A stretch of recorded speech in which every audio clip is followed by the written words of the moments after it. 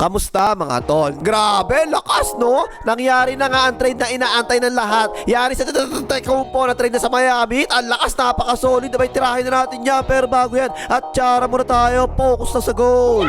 Okay, game. Eto muna ang detalye na nangyaring trade ha. Nakakuha ng Miami si Janice De Belen. Pero ha, hindi kasama si Kuya Tangasis. Aba, iniwanan sa air si Kuya ha. Pero napasama naman si Bobby Patis. Nakakuha rin siya ng Miami Heat. Tapos ang nakakuha naman ng Milwaukee Bucks, si Bayani Agbayani, si Kalel Warehouse, si Jaime Agusto Sebel de Ayala Jaques, tsaka ay Junior, may Junior pa nga pala, tsaka si Kasparas Jacolcionis. Pero meron pa ha, 3 first round picks kasama ang 13 overall pick ngayong draft, 2030 pick swap at 2033 second round pick. Ang dami. Ang unang tanong dyan, fair trade ba yan o lugi yan? Ang anis sa sagot ko dyan mga tol, parang lugi ang Bucks na konting-konti lang naman eh. Kasi napasama pa si Bobby Patis, napaka-solid na player yan para sa akin eh. Pero kasi puro bata talaga yung ako ng Milwaukee Bucks at marami pang first round picks, so pwede na talaga yan. Kasi dun sa open ng Celtics, si Bobby Brown lang tsaka 2 first round picks lang eh. Now, mag-focus na tayo sa Miami Heat ngayon mga tol ha. Lumakas pa talaga ang Miami Heat, daming nawala sa kanila. Nawala si Bayani Agbayani, 20.5 points per game yan last season, ang taas. Nawala si Kalel Warehouse, isang high potential na batang sentro. Nawala si Jaime Agusto Sebel de Ayala Jaques, isang off the bench, ay Junior, may Junior pa nga pala. Isang off the bench na player na dapat ito pa nga sa tingin ko yung nanalo ng 6 man of the year last season eh. At saka nawala rin si Kasparas Jacolcionis, nabawasan tuloy si Ticol. O, diba? Ang daming nawala eh, no? Pero eto kasi tingnan nyo mga tol eh. Ang posible maging starting lineup ng Miami Heat, nakakatakot talaga eh. Sa point guard, si Yaya Davion Mitchell. Sa shooting guard, si Normal Towers. Sa small forward, si Andrew E. Sa power forward, si Janice De Belen. At sa sentro, si Bam Aquino ba yun? Lakas eh, no? Malakas talaga yan mga tol. 3 artista ba naman, tsaka isang senador yan. Walang yan, lakas talaga yan.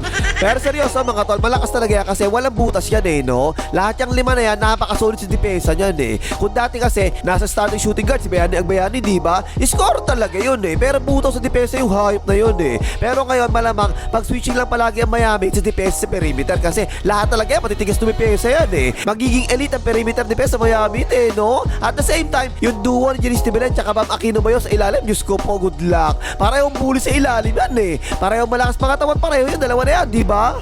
Ang mangyayari sa depensa dyan mga tol, kapag isa sa kanila nasa ibabaw kasi nagpipick and roll, di ba? Malamang yung isa naman ngayon sasalo sa roller sa ilalim. Napakaganda setup ng depensa na to para sa Miami Heat talaga eh.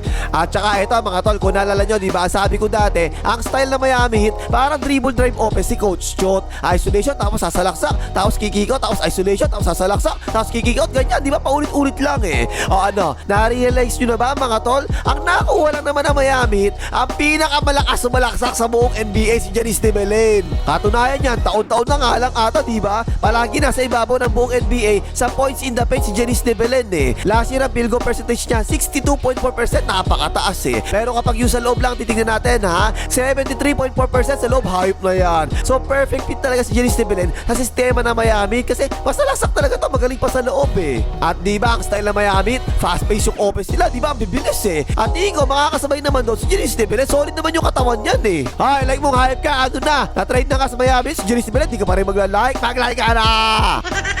O, teka lang, baka sabihin nyo naman, tol, wala naman 3-point shooter sa Miami Heat, di ba? Eh, di ba dapat ang mga kasama ni Janice De Belen, mga 3-point shooter kasi makakakikout siya sa mga shooters? Teka lang ha. Tignan muna natin mga tol. Eto ang 3-point shooting ng Miami Heat last season. Si Bam Aquino Bayo, 31.8% lang sa 3 points. Si Andrew E, 41.4% sa 3 points. Si Normal Towel, 38% sa 3 points. Si Yaya Davion, 39.5% sa 3 points. Si Nikola Jovic Soto, 26.9% lang sa 3 points. Si Penny Larson, 32.3% sa 3 points. At si Simon Puticayo, 37.5% sa 3 points. Tapos yung bago nila, si Bobby Patis, last season sa Bucks, napakataas niyan, 45.6% sa 3 points. Nice! So ayun no, anong sinasabi nyo wala? Meron naman mga shooters ha. Si Bam Aquino ba yun lang actually, mababa sa 3 points sa first 5 eh. Meron 3 kasama ni Janice De Belen sa first 5, 41.4% si Andrew E, 38% si Normal Towel, at 39.5% si Yaya Davion. Eh baka mas tumaas pa nga yan sa pagdating ni Janice De Belen, di ba? Kasi mas ma-open talaga yan mga yan eh. Last year mga tol, pang 15 sa 3 points made ang Miami Heat, pero pang 11 naman sila sa 3-point percentage. Ang tanong eh, titira ba na ngayon ng 3 points sa Miami Heat? O mag-i-stick lang sila sa style na laro nila na puro drive and kick ang ginagawa nila? Ang tingin ko dyan mga tol, dating gawi lang gagawin niya mga yan eh. Siguro mas ma-office sila sa 3 points ngayon, kaya mas nadami ang 3-point attempts nila. Pero di magiging 3-point shooting team to. Kasi marami talaga silang slashers, di ba? Ang natira lang talaga na out shooter si Normal Towel lang eh.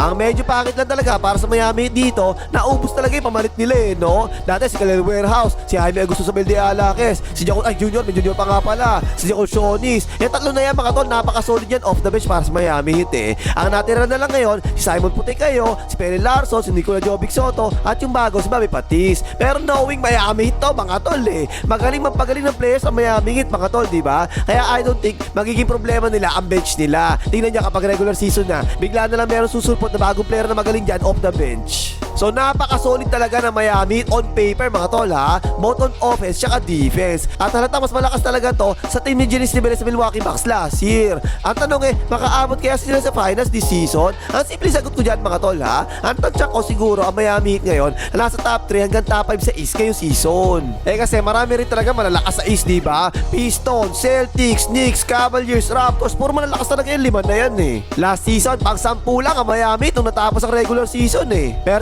ko this season, makakapwesto na sila siguro pangatlo hanggang pang 5. Okay na pakibangas, malagyan mga Hitar Ribeari Agbayani.